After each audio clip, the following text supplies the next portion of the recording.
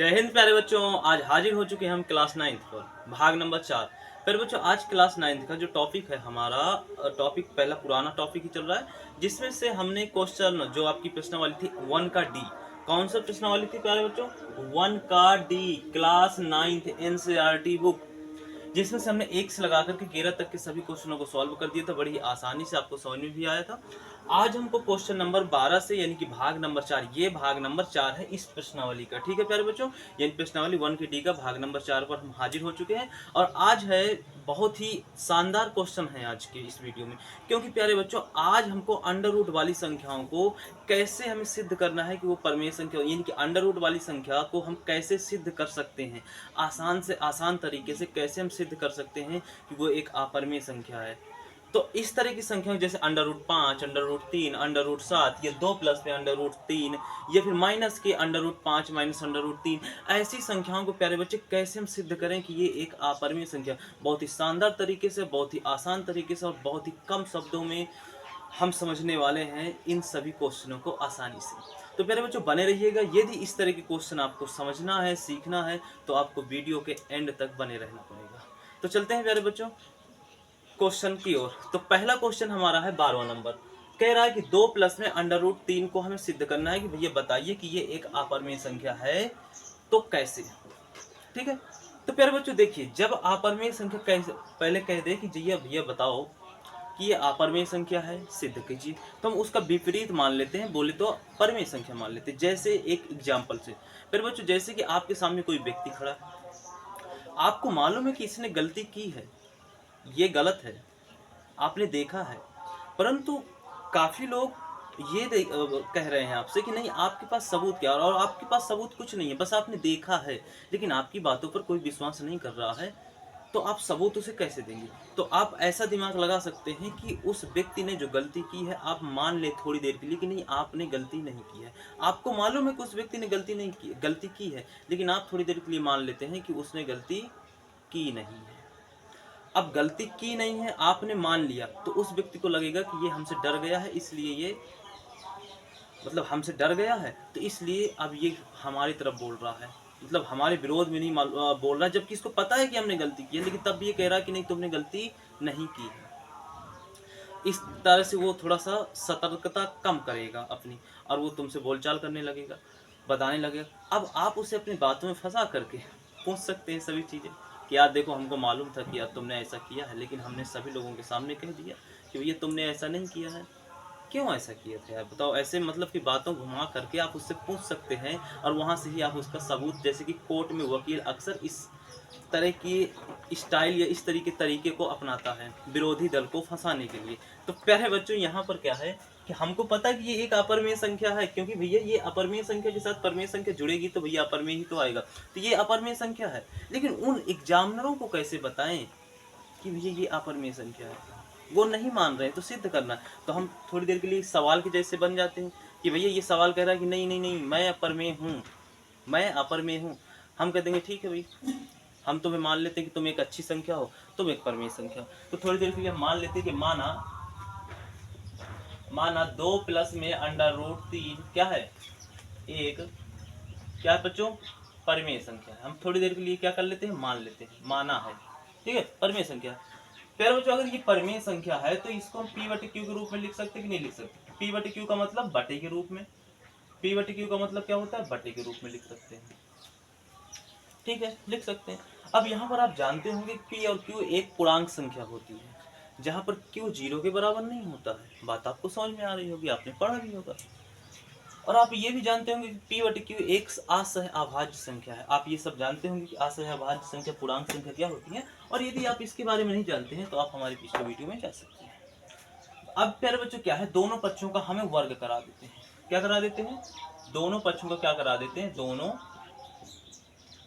पक्षों का क्या करा देते प्यारे बच्चों, वर्ग करा देते हैं। क्या करा देते हैं, तो हमारा पी बटे क्यू का होल स्क्वायर इधर हो जाएगा 2 प्लस में अंडर रूट 3 का होल स्क्वायर, ऐसे होगा। इसको अगर a मान ले प्यारे बच्चों, इसको b मान ले, तो चूंकि आप एक सूत्र जानते हैं कि a प्लस बी का होल स्क्वायर बराबर होता है a square plus B square और प्लस का 2ab, इसी फार्मूले का यूज करते हैं।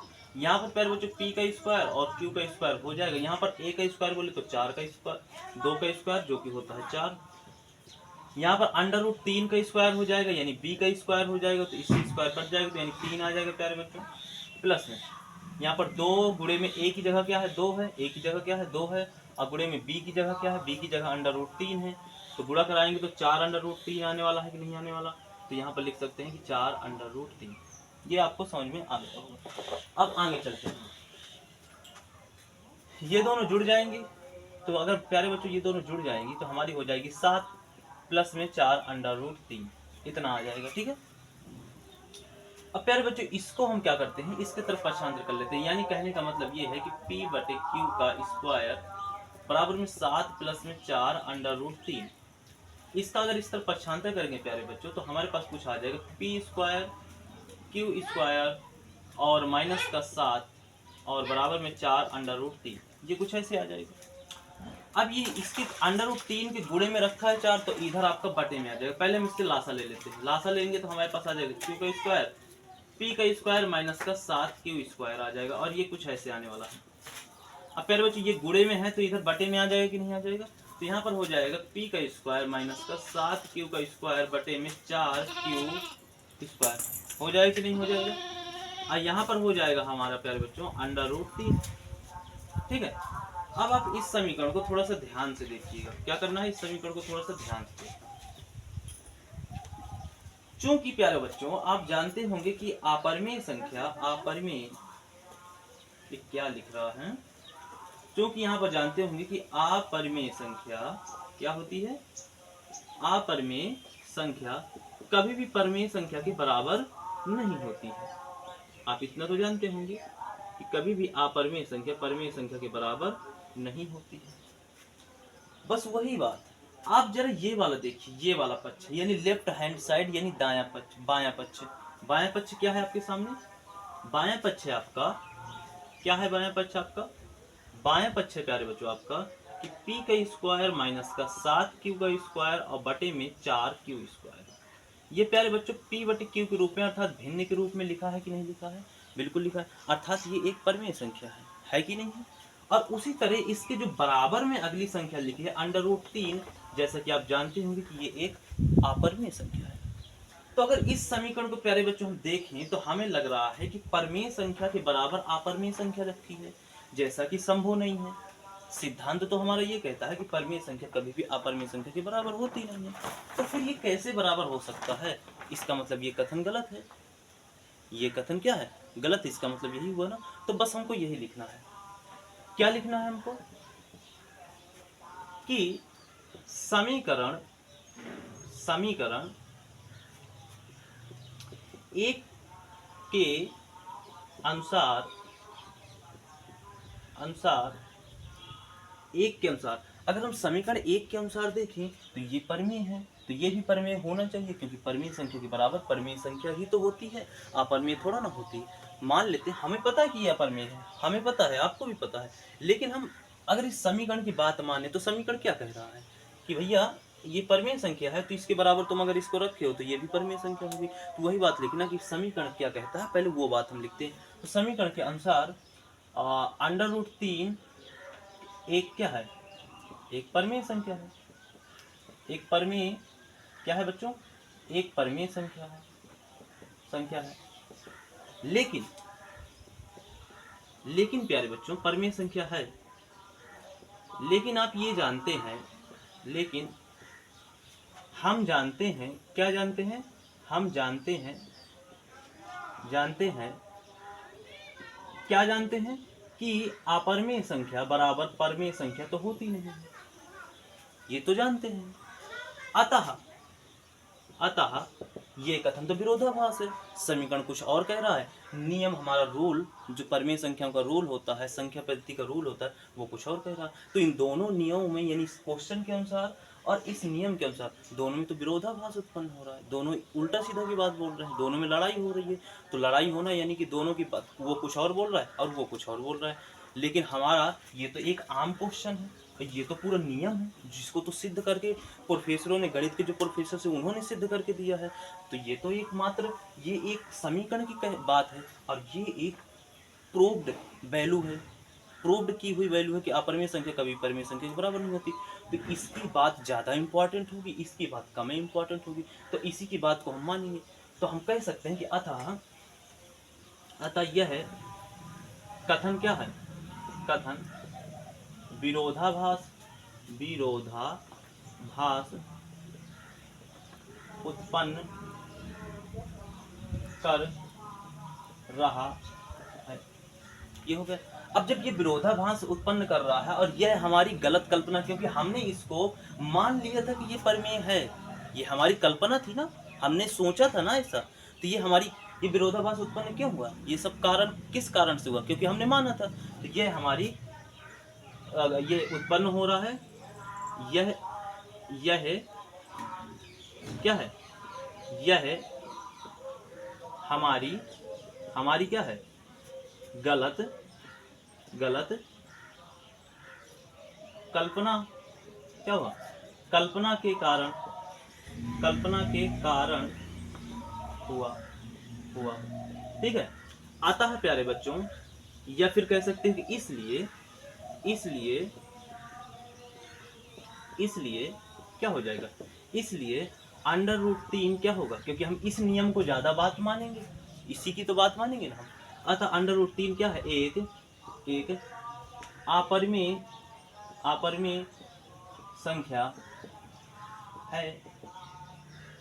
√3 एक अपरिमेय संख्या, तो फिर ये भी अपरिमेय होगा कि नहीं होगा। अब जब ये अपरिमेय होगा तो यानी कि ये पूरा अपरिमेय होना चाहिए कि नहीं। इसलिए अब हम कह सकते हैं प्यारे बच्चों कि जो 2 प्लस में √ आपका 3 है वो एक क्या है, अपरिमेय संख्या। बात समझ में आ रही है। तो आप ऐसा लिख सकते हैं, जो कि बहुत ही आसानी से और बहुत ही हमने कोशिश की है कि बहुत ही साधारण शब्दों में इसको समझाने की कोशिश करें, तो और आपको समझ में भी आया होगा कि ऐसा क्यों होगा। ठीक है। अब हम चलते एक माइनस का √3 एक अपरिमेय संख्या है, तो हम मान लेंगे थोड़ी देर के लिए कि भैया ठीक है, हम मान लेते हैं कि ये एक परिमेय संख्या है, क्योंकि हमको अपरिमेय सिद्ध करना है, हमको अपराधी के बारे में जानना है, तो पहले अपराधी से मित्रता करनी पड़ेगी, अपराधी के जैसा ही बोलना पड़ेगा, तभी तो अपराधी हमारा मित्र बन करके हमें अपने बारे में बताएगा। तो ये एक अपरिमेय संख्या है, हम जानते हैं, लेकिन हम इसके तरह बोलेंगे, हम इसकी तरह बोलेंगे, अर्थात हम इसको मान लेंगे कि भैया ठीक है, तुम एक परिमेय संख्या हो, अच्छी संख्या है, तुम एक परिमेय संख्या मान लेते हैं, हमने अपने से मान लिया। ठीक है। तो मान लेते हैं कि माना √3 क्या है, -1 क्या है, एक क्या है, परिमेय संख्या है, क्या है, परिमेय संख्या। फिर बच्चों अगर ये एक अपरिमेय संख्या नहीं परिमेय संख्या है, तो इसको बटे के रूप में लिख सकते हैं। तो यहाँ पर √3 माइनस के 1 हो जाएगा। अब दोनों पक्षों का वर्ग कर दीजिए, क्या कर दीजिए, दोनों पक्षों का क्या करने पर बच्चों, वर्ग कराने पर। अब प्यारे बच्चों अगर दोनों पक्षों को वर्ग करा रहे हैं तो यहाँ पर हो जाएगा p q का होल स्क्वायर, और यहाँ पर हो जाएगा √3 - 1 का होल स्क्वायर। प्यारे बच्चों इसको a मान ले, b मान ले, तो चूंकि आप जानते होंगे, जैसा कि हमने बताया था आपको कि a - b का होल स्क्वायर बराबर a² + b² और माइनस का, इस फार्मूले का यूज हम इधर कर सकते हैं, p का स्क्वायर और q स्क्वायर, a का स्क्वायर बोले तो √3 का स्क्वायर, यही तो होगा, जिससे हमारा √ कट जाएगा, 3 आ जाएगा इधर। एक का स्क्वायर बोले तो एक ही होता है प्लस का, क्योंकि सूत्र में इधर प्लस है, -2 × a क्या है, √3 है, और b क्या है, 1 है, गुणा कराएंगे, इसका गुणा इसमें कराएंगे, 2 √3 आने वाला है, सिंपल, तो 2 √3 आ गया। ठीक है। अब प्यारे बच्चों ये दोनों जुड़ जाएंगे, तो हमारे पास आ जाएगा 4 माइनस का 2 कुछ ऐसे आ जाएगा कि p का स्क्वायर और q का स्क्वायर बराबर में 4 माइनस का 2 √3 आ जाएगा कि नहीं आ जाएगा। फिर बच्चों इसको हम अगर इधर भेज दे तो प्लस का 4 उधर माइनस का 4 पहुंचेगा, जो कि आपको समझ में आ रहा होगा। तो पी स्क्वायर और क्यू स्क्वायर माइनस का 4 बराबर में माइनस का 2 अंडर रूट 3। अब प्यारे बच्चों क्या करें हम, इसके बटे में 1 लेकर के लासा ले देते हैं। तो लासा 1 और क्यू का स्क्वायर, तो क्यू स्क्वायर ही लासा आने वाला है। तो क्यू स्क्वायर यहाँ पर लासा आ जाएगा, तो हमारे पास आ जाएगा पी का स्क्वायर माइनस का 4 क्यू स्क्वायर और बराबर में माइनस का। ओके, अब क्या करना है कि इस माइनस को इस तरफ पक्षांतर करेंगे। तो जो अगर माइनस वाले को इस तरफ ले आ रहे हैं हम, तो इस तरफ की संख्या जो माइनस में थी वो प्लस में हो जाएगी, जो प्लस में है वो माइनस में। जैसे कि हमारा जो माइनस का 4 ए है वो प्लस का 4 क्यू स्क्वायर हो जाएगा, और जो पी हमारी प्लस की थी वो माइनस की हो जाएगी। और 2 को भी ले आइए तो 2 गुणे में है तो बटे में हो जाएगा, बटे में 2 स्क्वायर क्योंकि बटे में आ जाएगा, और बराबर में आपका हो जाएगा अंडर रूट 3। अब प्यारे बच्चों आप वही कंडीशन लिख सकते हैं, वही कंडीशन लिख सकते हैं। आप इसको समीकरण 1 मान ले सकते हैं और यहां पर लिख सकते हैं चूंकि 4 क्यू स्क्वायर माइनस का पी स्क्वायर, देखो पहले जो हमने हिंदी लिखी थी और जो अब हिंदी लिखने जा रहे हैं उसमें का की में कहीं परिवर्तन हो सकता है, तो ये मत सोचिएगा, हिंदी दोनों में सेम रहेगी। मान लो हमने कहीं का में वहां पे का लिखा होगा तो यहाँ पे की लिख देंगे, ऐसा कोई दिक्कत नहीं है, ठीक है। आप स्वयं से इसकी हिंदी बना सकते हैं, ठीक है। तो इसमें ऐसा नहीं कि हिंदी रटना है आपको, आप स्वयं से बनाइए, स्वयं से समझिए क्वेश्चन, और स्वयं से लिखने का तरीका, देखो तरीका होता नहीं है लिखने का, बस अपने आप से हमें पता करना पड़ता है, या अपने मन से जब हम बार बार किसी चीज को लिखते हैं तो स्वयं हमें अपने आप से तरीका आ जाता है, कोई तरीका रटने की जरूरत नहीं है, ठीक है।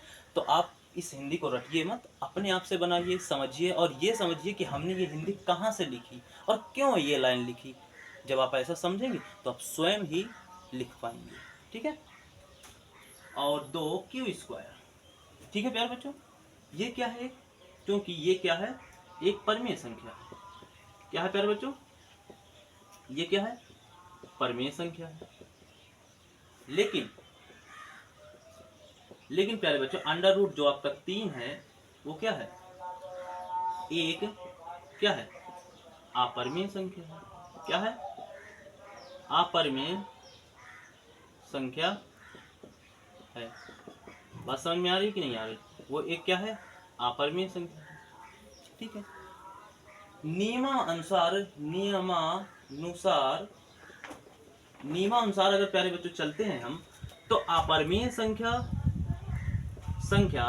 कभी भी परमेय संख्या के बराबर नहीं होती है, कभी भी नहीं बराबर होती है, ये आप जान। लेकिन इधर देखिए समीकरण 1 के अनुसार ये तो हो रहा है, अपरमेय संख्या परमेय संख्या के बराबर हो रही है, लेकिन नियम तो ये ऐसा नहीं कहता है, नियम कहता है बराबर ही नहीं हो सकती है। बोलो बात सही है या नहीं। तो ये क्वेश्चन यानी कि गलत बोल रहा है। समीकरण 1 के अनुसार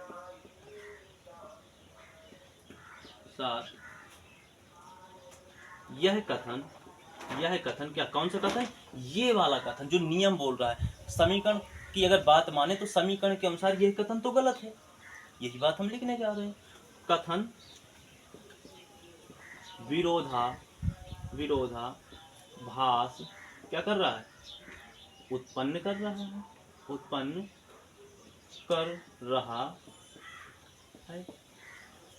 अब हम अगर इसकी बात सुन रहे हैं तो ये नियम गलत है, लेकिन हम जानते हैं कि नियम कभी गलत होता नहीं, तो फिर यही गलत है। तो सूरत नियम बात सही का बोलता है, तो नियम के अनुसार अगर चलेंगे तो क्या है, ये एक अपरमेय संख्या होगी। अब जब ई अपरमेय होगी तो ये तो परमेय होने के बावजूद भी अपरमेय इसको होना पड़ेगा, नहीं तो फिर इसके बराबर ना हो। बराबर अगर रख रहे हो तुम तो ये अपरमेय है तो इसको तो अपरमेय होना पड़ेगा, अन्य तो फिर ये नियम मार के तोड़ देगा, कह देगा भैया तुम अपरमेय हो, परमेय संख्या के बराबर हो रहे हो, ऐसा हो सकता है कभी, तुमको भी अपरमेय बनना पड़ेगा। बात समझ आ रही कि नहीं है। तो ये हमारा उत्पन्न हो रहा है, और यह क्या है, हमारी गलत कल्पना, क्योंकि हमने मान लिया था इसको कि भैया ये अच्छा लड़का है, लेकिन बाद में साबित हो गया कि ये बुरा लड़का है, ठीक है। और यह हमारी गलत क्या है, गलत कल्पना के कारण क्या हुआ है। अतः हम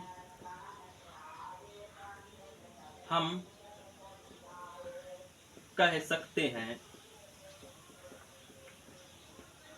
कि प्यारे बच्चों √3 क्या है, एक अपरिमेय संख्या, आप लिख लेंगे। इसलिए इसलिए क्या हुआ, √3 और माइनस का एक क्या होगा, एक अपरिमेय संख्या।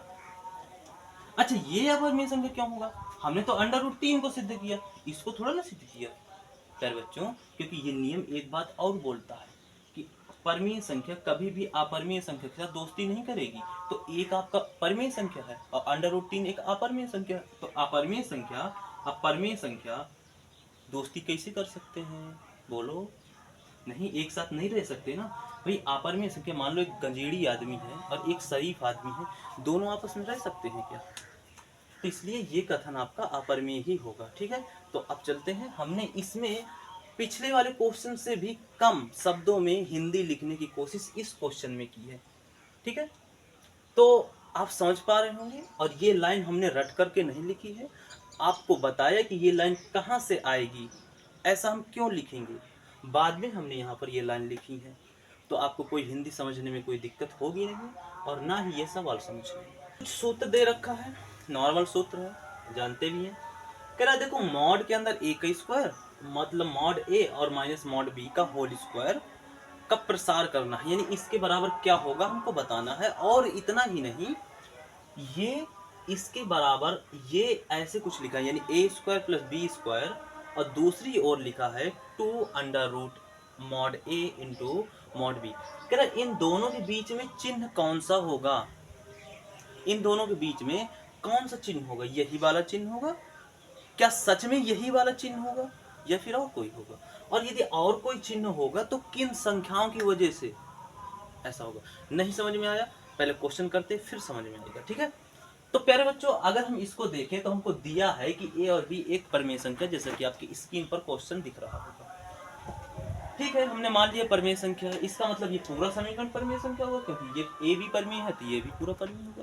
ठीक है, क्योंकि हम जानते हैं प्यारे बच्चों कि अगर a माइनस बी का होल स्क्वायर करें तो a² + b² माइनस का 2ab होता है।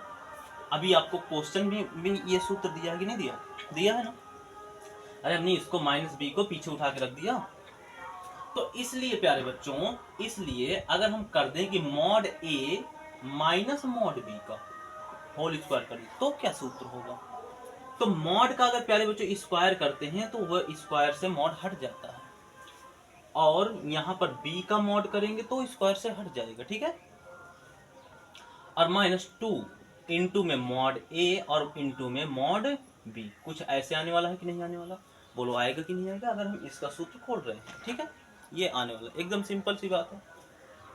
अब आप देखिए, अब क्या कर सकते हैं, अब जो ये आपको a² + b² दिया है मॉड a इंटू, ये हमने अपने आप से नहीं लिखा, ये तो सूत्र होता है ऐसा।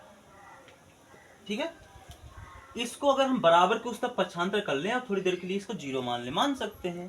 ठीक है, तो बराबर के अगर प्यारे बच्चों उस तरफ कर देंगे, ऐसे हमने माना है। ठीक है, 0 मान सकते हैं, नॉर्मल सी बात है।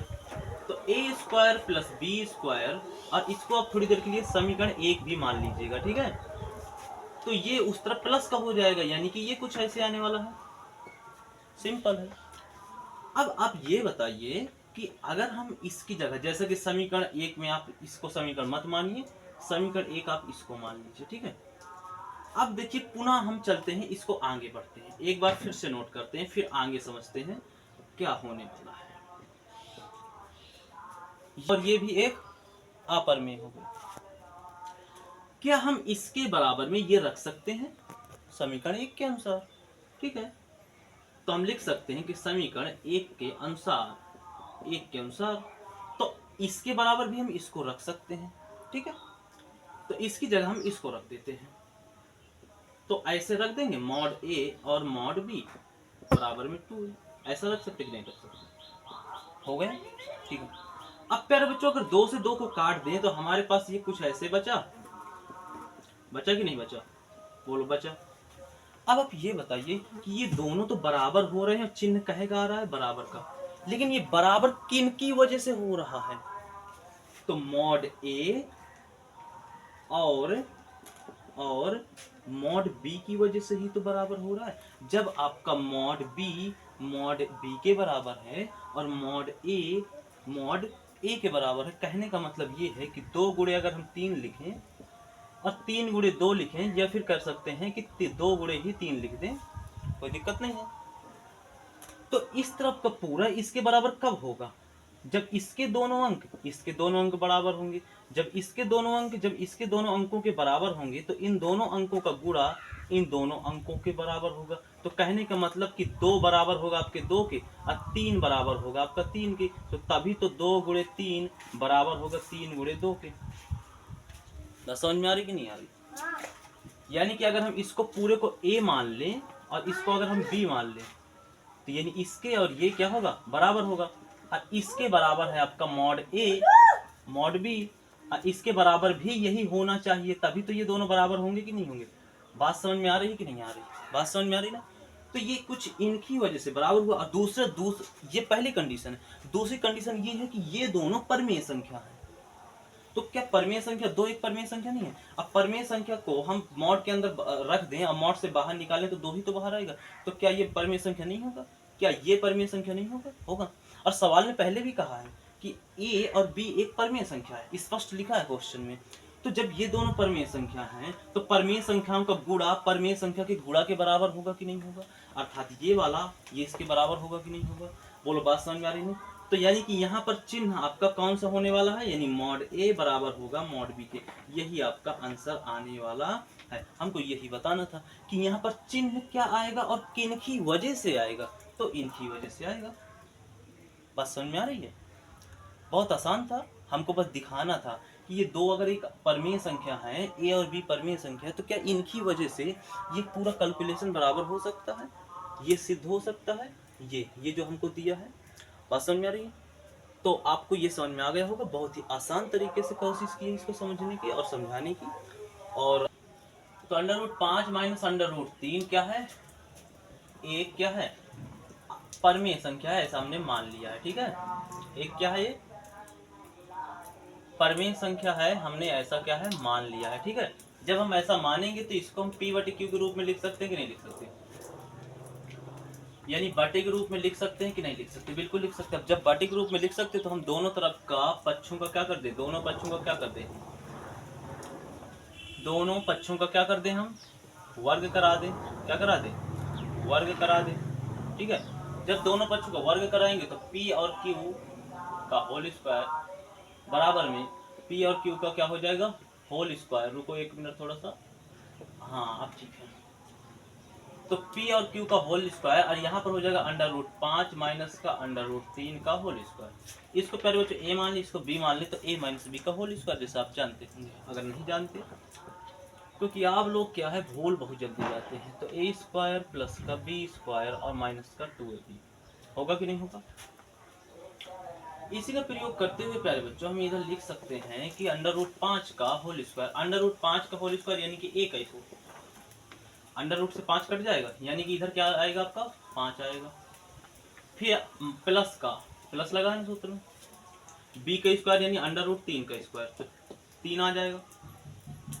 और माइनस 2 गुणे में √5 गुणे में √3 आएगा कि नहीं आएगा? गुणा हो जाएगा तो 2 √15 आएगा कि नहीं आएगा? यानी हम लिख सकते हैं 2 √15। ये बात समझ में आ गई होगी। ठीक है, अब ये दोनों क्या होंगे? जुड़ जाएंगे, तो यानी p स्क्वायर बराबर में q स्क्वायर बराबर में 5 3 8 माइनस 2 √15 आएगा कि नहीं आएगा?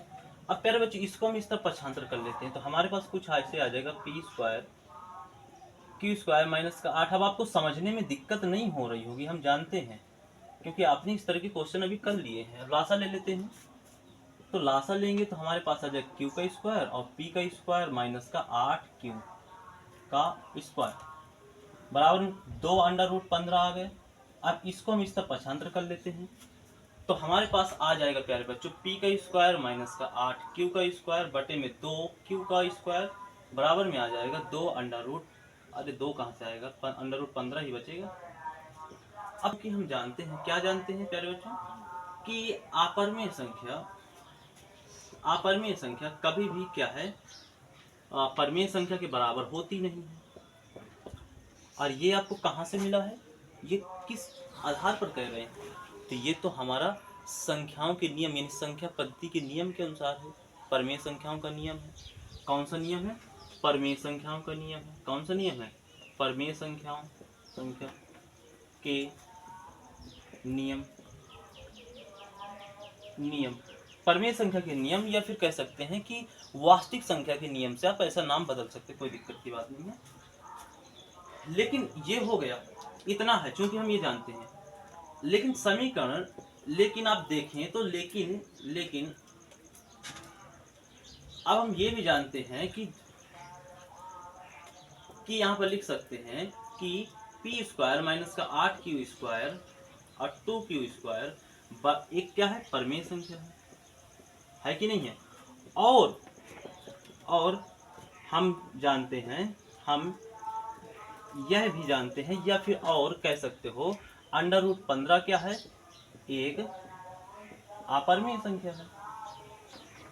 अपरिमेय संख्या है, ठीक है। आप ये कह सकते हैं कि नहीं कह सकते हैं कि भैया आपका समीकरण जो एक है, इसमें जो इस तरफ की संख्या है वो परिमेय है और इस तरफ की संख्या एक अपरिमेय है, ये हम कह सकते हैं, या फिर है भी, देख पा रहे होंगे। लेकिन बात यहाँ नहीं रुक रही, लेकिन समीकरण एक के अनुसार देखें प्यारे बच्चों, तो परिमेय, तो आप परिमेय संख्या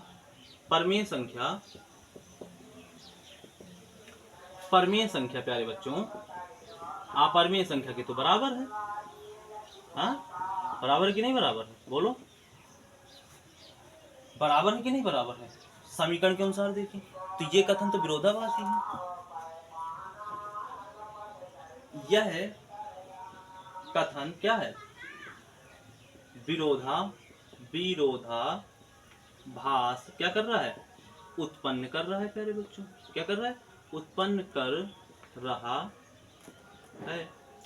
अतः हम कह सकते हैं कि अंडर रूट 3 क्या है प्यारे बच्चों, अंडर रूट 15, या आप इसको ऐसे भी लिख सकते हैं कि अंडर रूट 5 गुणे में अंडर रूट 3, लिख सकते कि नहीं लिख सकते।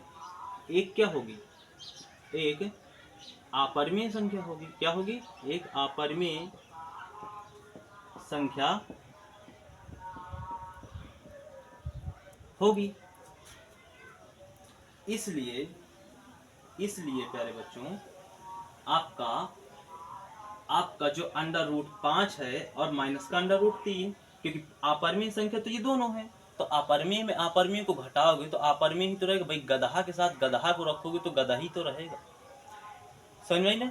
दारू पीने वाले लड़के के साथ अगर कोई दारू पीने वाले लड़का हो जाए तो क्या वो दोनों सुधर जाएंगे, अरे दोनों और आराम से, और दोनों मिल करके ज्यादा पीने लगेंगे, हैं, तो ये और पक्की वाली अपरिमेय हो जाएगी।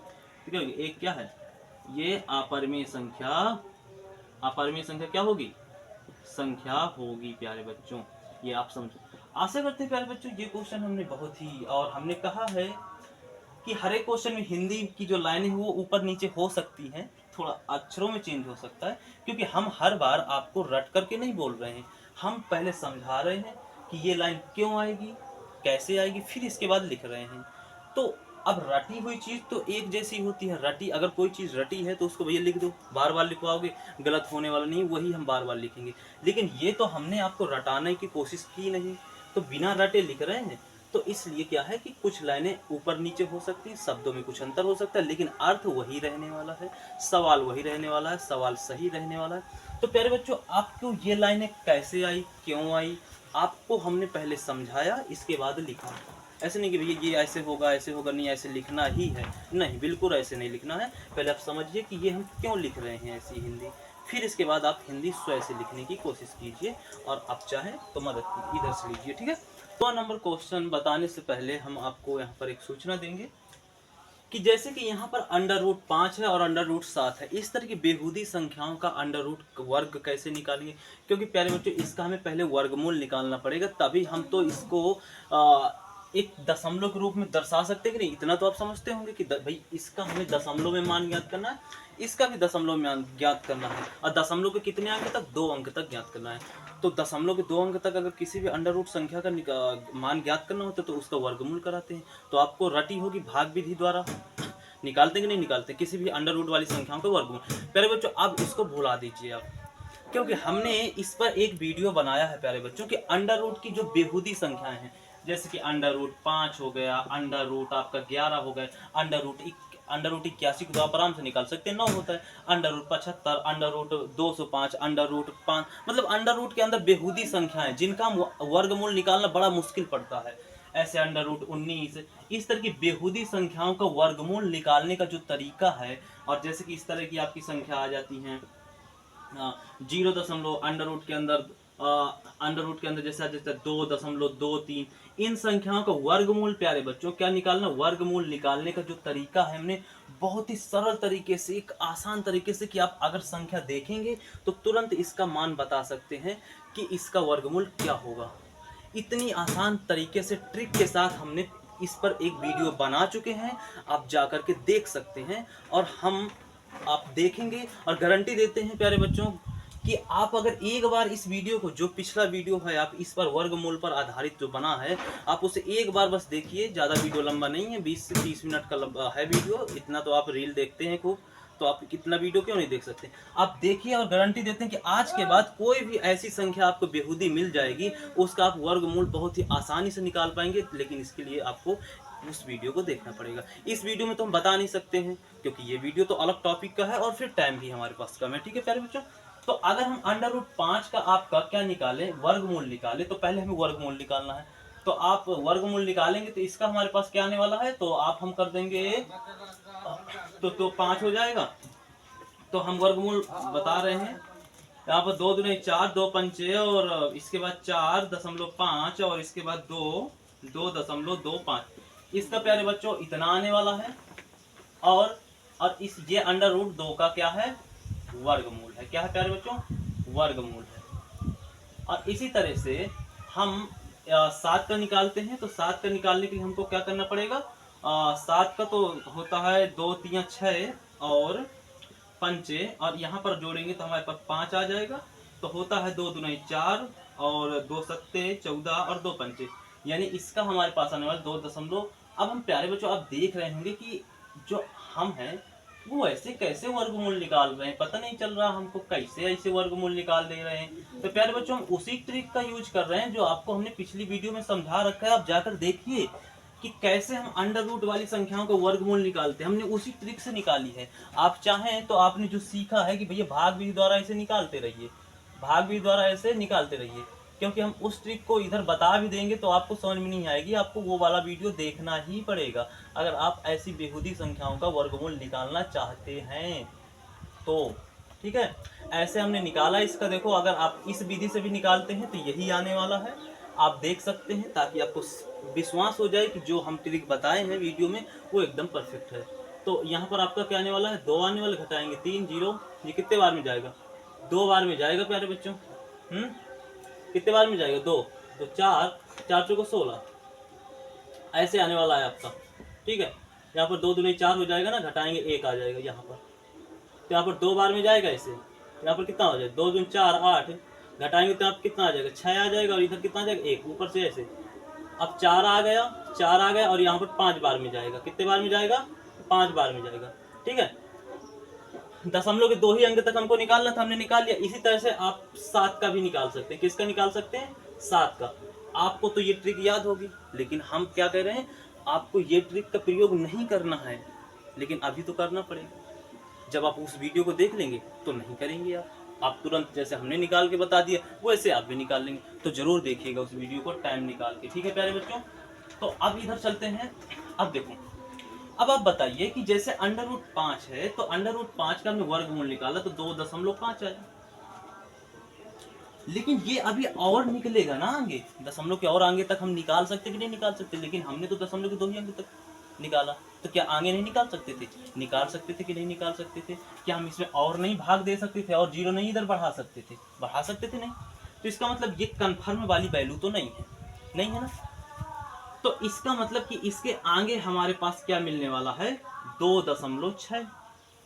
ऐसे मिलेगा कि नहीं मिलेगा, मिलेगा कि नहीं मिलेगा। यानी कि जो अंडर रूट 5 है वो इससे, इस वाली वैल्यू से बड़ी है और इस वाली वैल्यू से छोटी, इन दोनों के बीच की वैल्यू होने वाली है। ये ऐसा क्यों होने वाला है, क्योंकि इसका ये जो हमने 2.25 निकाला ना, ये अंडर रूट 5 की एग्जैक्ट वैल्यू नहीं है। क्यों नहीं है एग्जैक्ट वैल्यू, क्योंकि अभी इसमें आप भाग दीजिए तो और आगे तक निकलता जाएगा, कभी ख़त्म होने वाला मान नहीं है।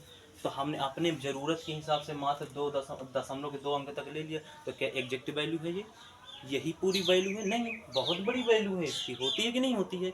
हमने मात्र इतनी बस ली, तो क्या एग्जैक्ट वैल्यू है? नहीं है। हाँ, लेकिन ये 2.26 के पीछे और 2.25 के आगे, इन दोनों के बीच की वैल्यू होती है अंडर रूट 5 की। इतनी बात समझ में आ रही है। अब जैसे कि अंडर रूट 7 की हमने निकाली, तो अंडर रूट 7 की क्या होती है, 2.75। तो यानी कि 2.76 के बीच के मान होंगे कि नहीं होंगे, ये इससे पीछे और इससे आगे, क्योंकि इससे आगे और जाएगा ना, और इससे पीछे ही रहेगा। बात समझ में आ रही कि नहीं आ रही, बात समझ में आ रही कि नहीं आ रही। तो आप इतना समझ रहे हैं। अतः हम लिख सकते हैं यहाँ पर कि अंडर रूट 5 और अंडर रूट जो 7 की जो दशमलव की जो दो स्थानों की जो शुद्ध आपका मान है, शुद्ध मान है, एकदम शुद्ध घी की तरह।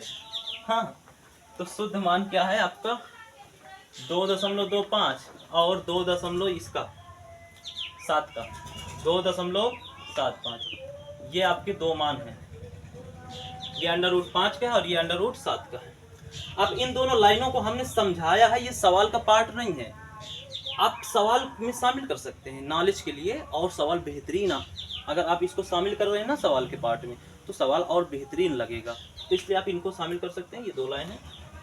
अब ये जो क्वेश्चन आपको समझ में आया होगा। रही बात कि इसका वर्गमूल कैसे निकाला, तो वर्गमूल तो आप इस विधि से निकाल सकते हैं, भाग विधि द्वारा विधि से। और यदि आपको शॉर्टकट में सीखना है कि आप किसी भी संख्या को देख करके निकाल सके वर्गमूल, तो इसके लिए आपको वो वाली वीडियो तो देखना ही पड़ेगा। ठीक है प्यारे बच्चों, लेकिन एक बार देखेंगे फिर कभी भी आप किसी भी इस तरह की बेहूदी संख्याओं का वर्गमूल निकालने का संकोच नहीं करेंगे, तुरंत निकाल देंगे प्यारे बच्चों। ठीक है, तो अब प्यारे बच्चों इस वीडियो में बताए गए सभी क्वेश्चन आपको बेहद ही आसान समझ में आए होंगे, और हमने कोशिश की है कि सभी क्वेश्चनों को आपको रटवाएं नहीं, बल्कि आप स्वयं समझें और उसे करें, ऐसा हमने कोशिश किया है। और आपको ये समझ में आ भी रहा होगा कि जितने भी क्वेश्चन थे वो आपको बेहद ही आसान समझ में आए होंगे। और प्यारे बच्चों शेष क्वेश्चन आपके, क्योंकि ये वीडियो थोड़ा सा लंबा हो रहा है, तो इसलिए शेष क्वेश्चन आपको प्रश्नावली 1 का डी चल रहा था, जिसमें से हमने 16 नंबर तक के क्वेश्चनों को सॉल्व कर दिया है। और भाग नंबर 5 में शेष क्वेश्चन आप, यानी क्वेश्चन नंबर 17 से जो भी क्वेश्चन है वो सभी आपको भाग नंबर 5 में प्राप्त होंगे। आपकी जो बुक थी, प्रकाशन था, वो एनसीईआरटी की बुक है, सरकारी बुक है, और क्लास 9th चल रहा था टॉपिक। ठीक है प्यारे बच्चों, तो उम्मीद करते हैं कि ये वीडियो बहुत ही शानदार लगा होगा, और ये वीडियो पसंद आया हो तो आप वीडियो को लाइक करें, शेयर करें, सब्सक्राइब करें, और ऐसे ही वीडियो और पाने के लिए चैनल को सब्सक्राइब करना ना भूलें। प्यारे बच्चों, आपको फिर से हम बता रहे हैं कि बेहूदी संख्याओं का अंडर रूट निकालने का जो बहुत ही निंजा और आसान तरीका है, वो हमने पिछली वीडियो में समझा रखा है। आप छोटी सी वीडियो है, आप जा करके देख सकते हैं। आपको एक ही बार में सभी, अगर आप उस वीडियो को देख लेते हैं तो किसी भी बेहूदी संख्या का वर्गमूल निकालना आप तुरंत सीख जाएंगे, और किसी भी बेहूदी संख्या को देखते ही आप बता देंगे कि भैया इसका वर्गमूल क्या होने वाला है।